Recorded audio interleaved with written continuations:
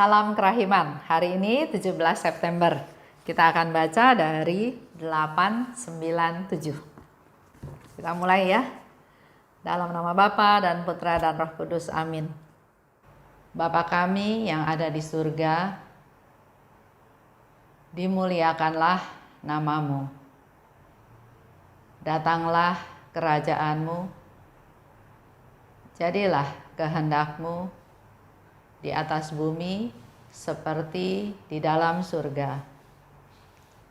Berilah kami rejeki pada hari ini, dan ampunilah kesalahan kami, seperti kami pun mengampuni yang bersalah kepada kami. Dan janganlah masukkan kami ke dalam pencobaan, tetapi bebaskanlah kami dari yang jahat. Amin. Dalam nama Bapa dan Putra dan Roh Kudus. Amin. 897. 27 Januari 1937. Aku merasakan perkembangan yang mencolok dalam kesehatanku. Yesus merenggut aku dari gerbang kematian kepada kehidupan, sebab aku sudah sedemikian dekat dengan kematian. Tetapi lihatlah, Tuhan memberi aku kepenuhan hidup.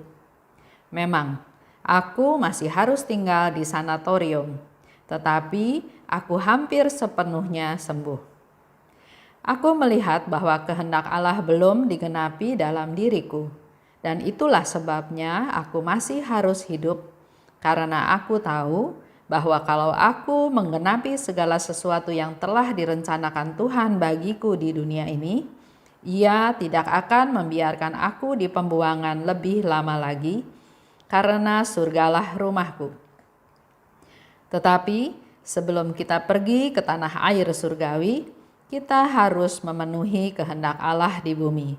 Artinya, pencobaan dan pergulatan harus terlaksana sepenuhnya dalam diri kita. Ini terjadi pada tanggal 27 Januari 1937. Waktu itu Suster Faustina ada di sanatorium ya, ada di rumah sakit. Aku merasa perkembangan yang mencolok dalam kesehatanku. Pengalaman ini juga saya alami ya, ada teman yang secara kondisi makin lama makin turun. Kedengarannya masuk rumah sakit. Keluar, nanti nggak lama masuk rumah sakit lagi dengan penyakit yang lain, dengan kondisi yang kayaknya semakin parah ya. Tapi ternyata dalam masa COVID ini, dia menyapa saya dengan sepeda karena pakai masker, jadi nggak kenal juga. Bu Esther, saya sampai kaget. Orang yang udah saya pikir, waduh, dengan banyak penyakit ya, ternyata saya lihat dia sehat, segar, bahkan bisa bersepeda, olahraga pagi. Itulah kehidupan. Dikatakan oleh Suster Faustina, Yesus merenggut aku dari gerbang kematian kepada kehidupan. Sebab aku sudah sedemikian dekat dengan kematian, tapi Tuhan memberi aku kepenuhan hidup. Jadi kalau dengar ceritanya Suster Faustina, seolah-olah Suster Faustina pada saat itu sudah sakit demikian parah sampai sudah ada di gerbang kematian. Banyak ya orang yang meninggal karena sakit. Sakit yang sudah tidak bisa diobati, akhirnya dia meninggal. Nah, waktu itu Suster Faustina sudah ada di gerbang kematian, tapi tiba-tiba Yesus merenggut. Yesus menarik dia dari gerbang kematian dan dia merasakan sangat sehat. Dia merasakan kesehatan yang sangat sehat, bahkan dia bilang saya sudah hampir sembuh total. Tuhan memberikan aku kepenuhan hidup. Jadi buat Tuhan sangat mudah untuk membuat kita menjadi hidup kembali, menjadi sehat ya. Maka berdoa pada Tuhan, minta pada Tuhan. Kalau sesuai dengan kehendak Tuhan, Tuhan pasti memberikan kesehatan tersebut. Lanjut. Dikatakan oleh Suster Faustina, aku masih harus tinggal di sanatorium. Walaupun dia sehat, ya, tapi dia masih harus tinggal di sanatorium. Walaupun dia bilang dia sudah hampir sepenuhnya sembuh. Ternyata Kenapa dia masih hidup ya? Ternyata kehendak Allah belum digenapi dalam diriku. Jadi Suster Faustina sadar bahwa masih ada kehendak Allah yang harus dilaksanakan oleh Suster Faustina. Itulah sebabnya aku masih harus hidup. Jadi buat kita semua, bapak-bapak, ibu-ibu semua, jangan pernah merasa bahwa saya sudah nggak berguna, saya udah nggak bisa apa-apa, saya nggak tahu mau tunggu apa lagi ya. Tapi inilah yang dikatakan oleh Suster Faustina. Itu sebabnya aku masih harus hidup. Nah, saya mau sedikit sharing tentang para lansia yang pernah ada di Filipina ya. Saya puluhan tahun yang lalu pernah ke Filipina. Saya di sana ikut kursus Basic Christian Community ya di Filipina, di Tacloban persisnya, di Pulau Tacloban. Di sana punya satu komunitas besar, mungkin jumlahnya 3.000 orang ya, luar biasa. Nah, saya suatu hari diajak kunjungan ke salah satu rumah lansia. Jadi satu rumah isinya lansia semua. Saya datang ke sana, ternyata di sana ada terdiri dari mungkin 4 atau 5 ibu yang sudah lansia. Ada yang sudah buta. Ada yang cuma bisa duduk tidur di ranjang, udah nggak bisa jalan. Tapi ada juga yang masih ceria, yang masih bisa ke sana sini, ya. Dan ternyata suasana di sana nggak seperti suasana rumah lansia yang saya pernah datang juga di daerah Jawa Barat. Lansia di sana penuh sukacita, ya. Walaupun dia buta, tapi mukanya nggak tercermin muka yang ruwet, muka yang sedih, tapi penuh sukacita. Nggak lama ada pastor datang. Saya pikir pastor ini mau berdoa buat para lansia. Ternyata enggak, sebaliknya malahan para lansia ini mendoakan pastor tersebut. Setelah itu ya pastornya pergi lagi. Jadi saya tanya sama yang ngajak ya. Dia bilang, oh iya memang para lansia ini adalah pendoa-pendoa yang luar biasa. Mereka berdoa dengan sangat sederhana, berdoa untuk para biarawan-biarawati. Sehingga pastor itu datang kepada oma-oma di sana justru untuk didoakan, bukan untuk mendoakan. Kita lihat ya, jadi para lansia belum Tuhan panggil. Dari sudah tua, sudah renta, sudah nggak bisa apa-apa, bahkan sudah buta, tapi Tuhan belum panggil.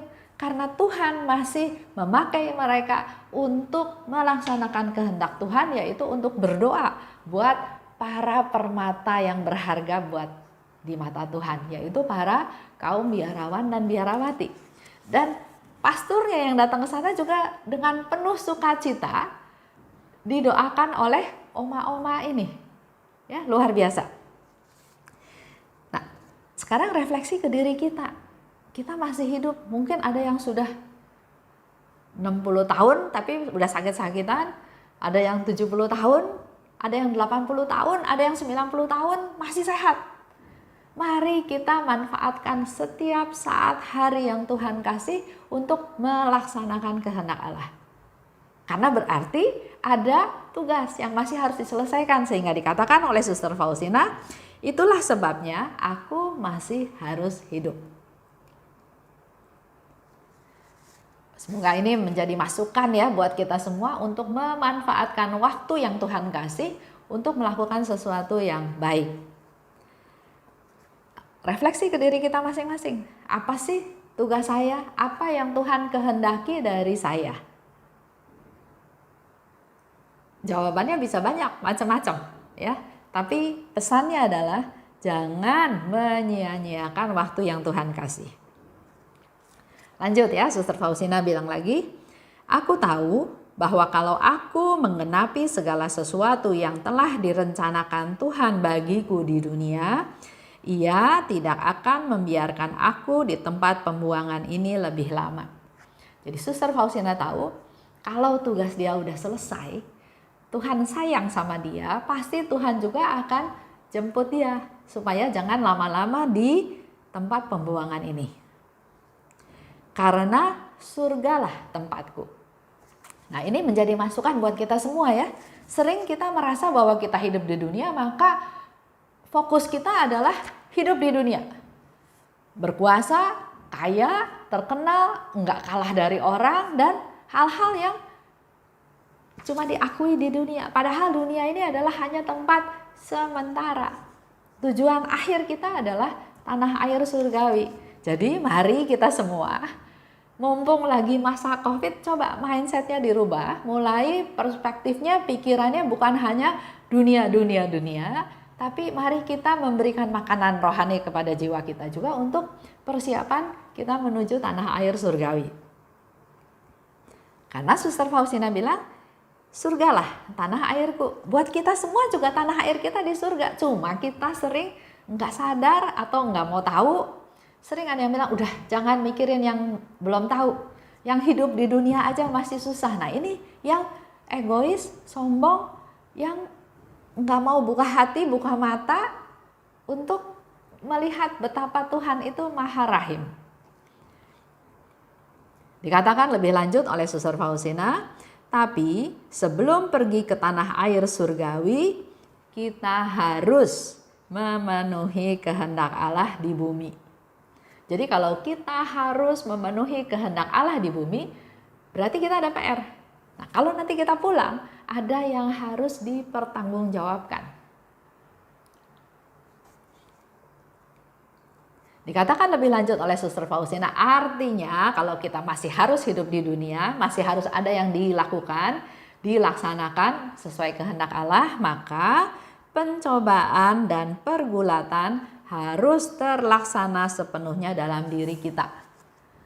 Jadi kita jangan berpikir bahwa Tuhan nggak sayang sama saya sehingga saya mengalami penderitaan, Tuhan nggak peduli sama saya sehingga saya mengalami cobaan atau pergulatan.